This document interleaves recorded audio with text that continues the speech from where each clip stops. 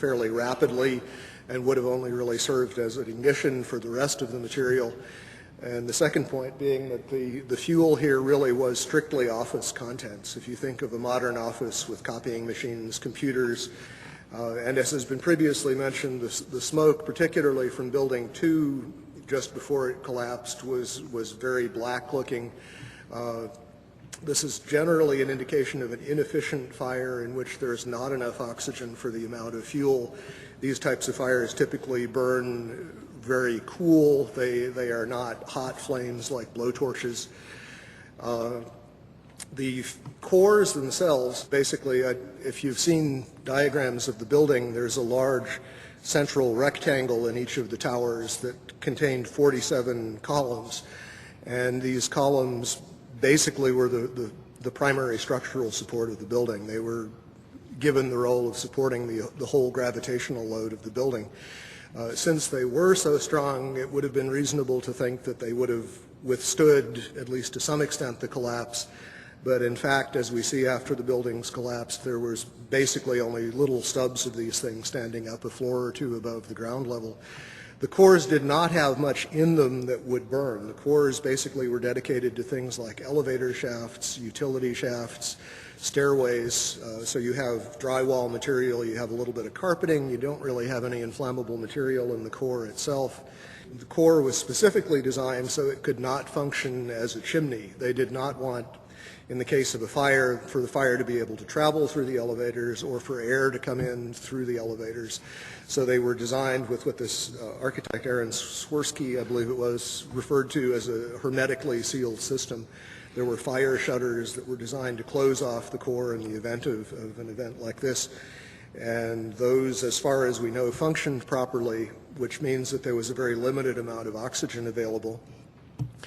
Okay, as far as the issue of what failed and how, some of the initial suggestions, and these showed up in the NOVA documentary, which is a good example of what I like to call proof by computer animation. Thomas Egar, who was a material scientist but not a structural engineer, who became a spokesman for these documentaries, indicated that the floors had somehow failed, that the trusses supporting the floors had failed. This was the theory that was put forward actually in the initial FEMA report. Subsequently, there have been basically complete contradictions of that.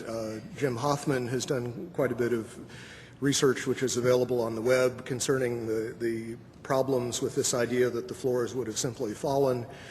There was a study done by Weidlinger Associates. The chief engineer there was Mathis Levy, who's a very well-known authority on building collapses.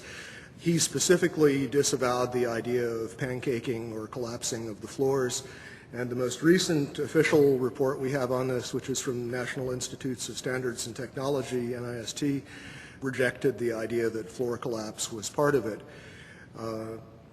And so as a result, we have basically no sequential model at this point. What NIST has suggested is that there was some kind of simultaneous collapse of the cores, but they have not attempted to give any kind of modeling as to whether those cores could have in fact been destroyed by the fires in the way that they claim. Unfortunately, the material that would have allowed a detailed fire analysis, the actual physical evidence, is all gone. One of the most significant things to my thinking that indicates that this could not have been the sort of collapse that we are told it was is the presence of the dust clouds. And as you've seen in the pictures, and I'm sure all of us have seen probably more than we would like, there were very, very large clouds of very thick dust that enveloped the area, that crossed the river, that made it almost all the way to New Jersey from the pictures that I've seen. This type of flow is something that we are familiar with in physics. It occurs in only two situations that we know of naturally. One is in volcanic eruptions where a large amount of material is suddenly exploded into the air and basically forms small particles. The other situation is something called turbidity currents. These occur along the edges of the continental shelves where mud or sediment will slump, become suspended in water. And the common thread is that you have large amounts of a dense material that is suspended very quickly in a fluid thereby creating another denser fluid, which is in effect the dust cloud, and that fluid can achieve considerable velocities. The problem with creating this sort of slurry of fine particles is that there really is no mechanism that has been proposed. We have concrete floors with carpeting or flooring over them. We have furniture. We have floors basically that are coming together in a collapse, but the concrete is basically protected under these layers. Early in the collapse, in the very first moments, we see these thick clouds being ejected at very high speed. They're clearly dense because they flow downward and become part of this large overall pyroclastic flow. What we're basically being told is that the concrete sort of jumped up into midair, exploded itself, and then was ejected as the floors came together. Not a very plausible mechanism, but I have yet to hear of anything else proposed to explain it. From quite a few people on the scene, we've been told that the powder it represented most of the concrete, that the amount of intact macroscopic chunks of concrete on the scene were negligible, that basically everything was reduced to powder.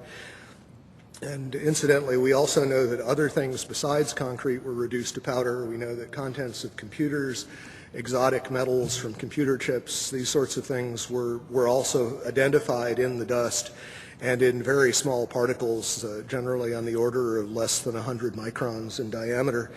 So we have a real issue of mechanism as far as what in the process of this collapse could cause so many things to be pulverized so finely. For the towers to collapse the way we saw them collapse basically implies that the columns simply collapsed into themselves. They telescoped straight down. Steel keeps a lot of its structural integrity even when heated. Until you begin to approach the melting point, you don't really see a catastrophic loss of strength, and this is what we're talking about. We're talking about basically vertical box columns collapsing into themselves, which implies a complete loss of mechanical strength. And as far as the initial impacts, this recent NIST study made an interesting point about World Trade Centers 2. The film analysis showed that it oscillated for about 4 minutes after it was struck by the airplane, and the oscillation rate was identical to what would be expected for the intact tower. Trade Center towers and most modern buildings are heavily redundant in the sense that the load bearing can be shifted to other members if some of them fail, and we saw that happen in this case. Stresses do redistribute, but absent further weakening of the structural members, that distribution is limited. It happens, the structure restabilizes, and unless there's significant further damage, it doesn't progress to a total collapse. World Trade 1 began collapsing from the very top after an hour and 40 minutes. It's very hard to imagine office contents progressively heating up hotter and hotter over that period of time. And for a building to collapse from the very top, which is the least heavily loaded, is also very odd, to say the least.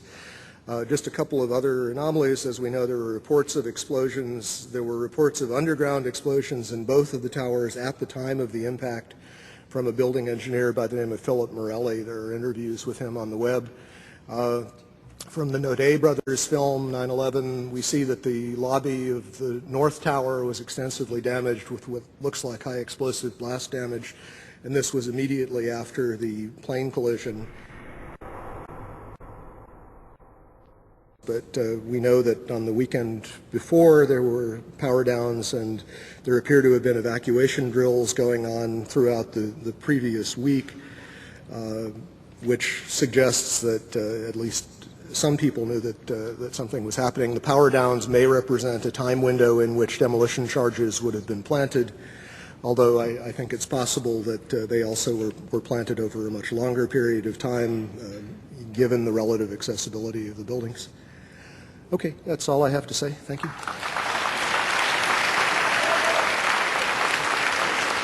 Thank you, Jeff King. Thank you very, very much. As far as 9/11 is concerned, what is most important for you to understand is the concept of a law of nature.